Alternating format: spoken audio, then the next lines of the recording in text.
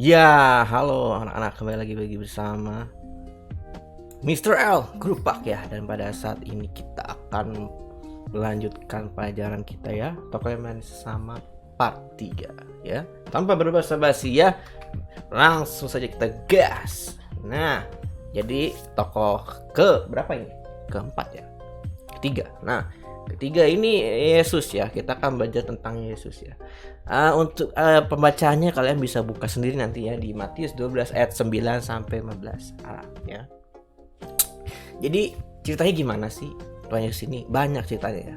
Dari Matius, Markus, Lukas, Yohanes itu menceritakan tentang Yesus semua. Kalian bisa baca di situ ya. Nah, di sini saya akan menjelaskan beberapa poin-poin saja ya.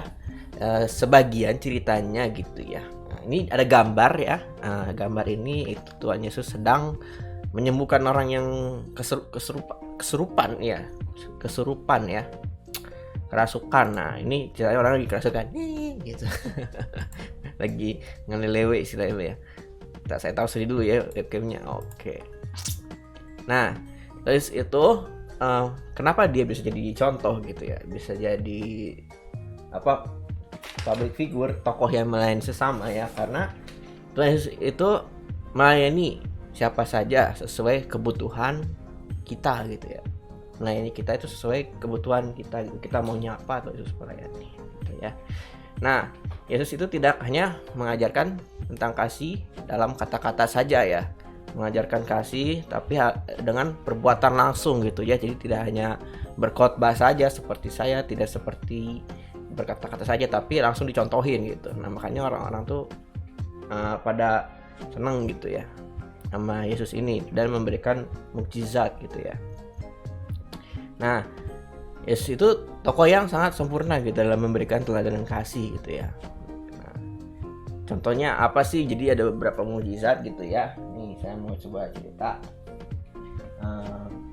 Jadi apa yang dilakukan Tuhan itu emang kebenaran firman Tuhan ya.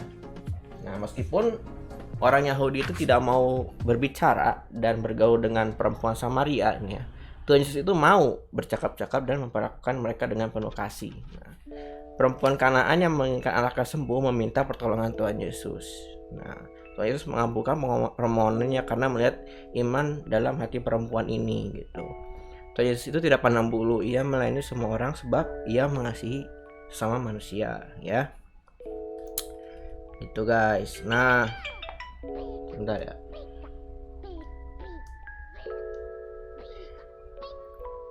Nah, kehadiran Tuhan Yesus itu di suatu tempat itu bisa memberikan sukacita sekaligus bisa membuat orang marah gitu guys. Nah, contohnya apa sih? Ya itu ada kejadian ya, Tuhan Yesus itu di seberang danau tanah Gerasa gitu ya. Itu kehadirannya itu membuat sekelompok orang tidak senang gitu ya, karena menyembuhkan orang yang kerasukan setan. Terus ada lagi terus menyembuhkan orang yang mengalami pendarahan selama puluhan tahun dan membangkitkan anak Yairus kepala rumah ibadah. Yesus hadir di berbagai tempat untuk menjadi berkat bagi orang lain gitu guys. Nah, jadi kenapa Yesus tidak disukai ya? Ya kebanyakan Yesus itu tidak disukai oleh orang-orang yang istilahnya munafik gitu ya, atau orang-orang yang berada di jalan yang salah gitu. Contohnya apa sih? Kayak yang suka korupsi gitu. Nah, orang-orang seperti itu tidak suka sama Tuhan Yesus guys ya, karena kejahatan mereka bisa terbongkar gitu. Nah, makanya kenapa Tuhan Yesus disalib itu ya karena itu guys ya, karena di istilahnya diadu domba gitu, dikambing hitamkan gitu oleh orang-orang tersebut gitu guys. Nah, bagaimana? Kita lanjutkan saja ya biar cepat, nanti akan ada tugas soalnya. Nah, anak yang mempunyai 5 roti dan 2 ikan. Nah, ini tokoh juga ya, anak itu juga bisa menjadi tokoh ya. Jadi tahu nggak sih yang anak yang punya 5 roti dan 2 ikan tuh yang mana sih? Nah, ini hanya ilustrasi ya yang digambar yang di bawah ini ya, di bawah saya gitu ya. Nah, jadi ada ceritanya begini ya. Kalian bisa baca di Yohanes 6 ayat 1 sampai 13. Nah, Yesus itu kan sangat terkenal ceritanya nih ya.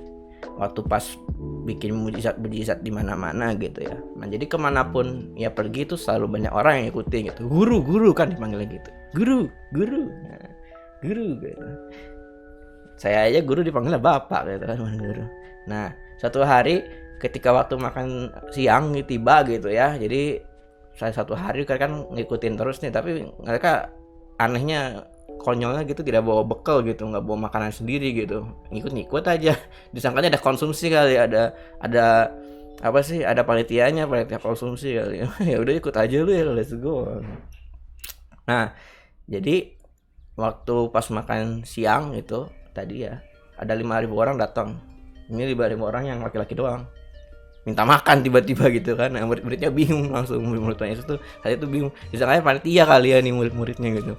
Ya orang dia juga nggak bawa makanan gitu kan untuk orang sebanyak itu. Nah, dari antara kerumunan itu ada seorang anak itu. Nah, dari antara 5.000 orang itu ada seorang anak yang ternyata membawa bekal, dia prepare berarti dia ya, anaknya.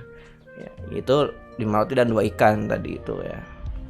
5 roti dan 2 ikan. Nah, dikasihlah kepada Yesus itu karena si anak itu yakin gitu. Dia tuh percaya. Kalau aku kasih roti ini dan 2 ikan ini, aku percaya pasti Tuhan Yesus bisa membuat suatu mukjizat lah istilahnya gitu ya. Dan ternyata benar, setelah dikasih itu dan setelah anak itu yakin gitu ya, Tuhan Yesus itu juga bisa gitu ya, asal ada iman gitu ya. Anak itu beriman gitu ya. Pasti dengan 5 roti dan 2 ikan ini sanggup gitu Tuhan Yesus memberi makan 5.000 orang. Nah, jadi dari 5 roti dan 2 ikan itu dipecah-pecah ya, dipecah-pecah gitu. Akhirnya bisa memberi makan 5.000 orang laki-laki itu dan perempuannya. 5.000 orang laki-laki tapi perempuannya belum dihitung, itu ceritanya gitu ya. Oke, sekian dulu untuk materi hari ini, dan tugasnya adalah seperti biasa. Tugasnya, nah ini dia tugasnya ya. Ceritakan pengalaman kamu ketika kamu berada di suatu tempat gitu ya, dan menjadi berkat bagi orang lain. Itu kejadian apa sih yang bisa membuat orang lain tuh menganggap kamu adalah berkat bagi mereka gitu? Contohnya gimana? Ya kalau namanya cerita itu ya harus ada pendahuluan, inti, dan penutup ya. Minimal tuh kalian bikin 1 paragraf gitu ya. 2 paragraf ya, minimal 2 paragraf. Pembuka dan penutup gitu ya. Pembukanya misalnya contohnya gimana? Jadi waktu pada suatu hari gitu, ketika saya ingin jalan-jalan ke pantai, saya menemukan ada orang gitu, kedainya kebakaran gitu. Dan saya sontak mengambil air ya di pantai dengan ember, kemudian saya mengguyurnya ya, mengguyur toko itu. Nah, sehingga kedai itu selamat dari kebakaran ya. Nah, itu merupakan satu contoh cerita yang singkat ya, tapi harusnya itu 2 paragraf ya.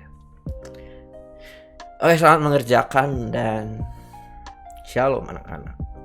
Bye bye, kita ketemu lagi next week.